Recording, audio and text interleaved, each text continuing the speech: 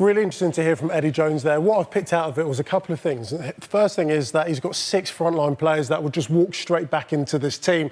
This is the team that started against the All Blacks at the weekend.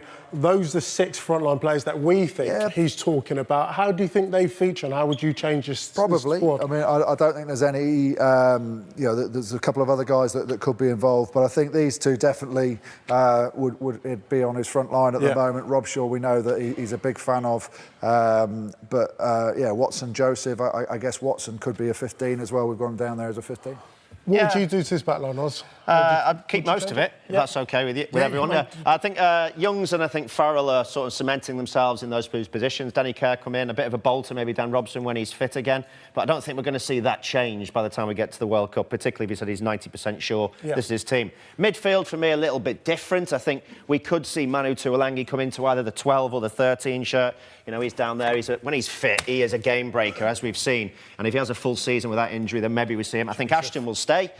Could Joseph come back in, maybe, instead of Slade? Or Slade's had a reasonable autumn so far, still got a couple of games to go. So there's a lot of selections there. But for me, we've got, one of the best back 3 players the world's ever seen. What do you think of the makeup of the back 3 of England? Yeah, look, I think they've done very well. Obviously, this guy here is, he's there to score tries and he knows how to get there. Joseph, I think, probably struggles a bit daily. You've still got to find a fullback. As you said, the back 3... So you're not convinced there? Well, I think the back 3, if you actually watch in the week, they don't really combine well. They've got their own jobs. The back 3 is actually... Like, if he goes into play, the winger's got to come into fullback. At the moment, they're looking after their own positions. I guess the other option there is Mike Brown as well. Well, Brown... I mean, I've watched Brown over the years. He's a great player. But the problem is, when he gets into a gap, it's for him. He doesn't actually look for support.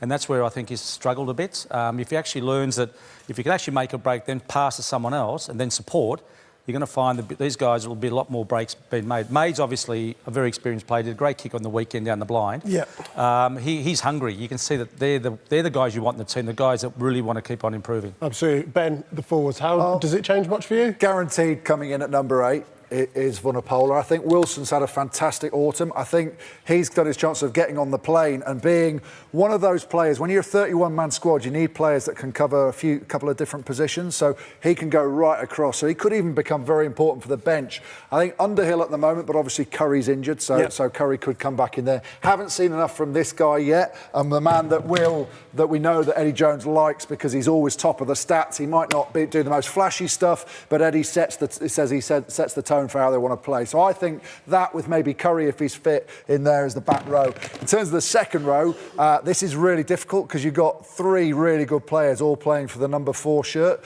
I think Cruz potentially might get knocked out if the line-out wasn't such a big concern at the weekend, but also the fact that most of your tries come from line-out play. So in a World Cup final, you probably want someone that's going to manage that area, otherwise you can come unstuck like they did last week. But we did hear him say, and I didn't really know this, that he thinks Launchbury's the second best caller. So potentially you could have Launchbury coming in there. He doesn't really call for his team that much. He tends to be a front jumper at Wasps, but potentially that could be a change. But I'm going to stick with Cruz at the moment. Front row wise, I don't think we quite know yet. Obviously, Vunipola, I think, is his number 1, and he will come in. Moon's been fantastic, but I think Ellis Genge fit will be his second choice at the moment.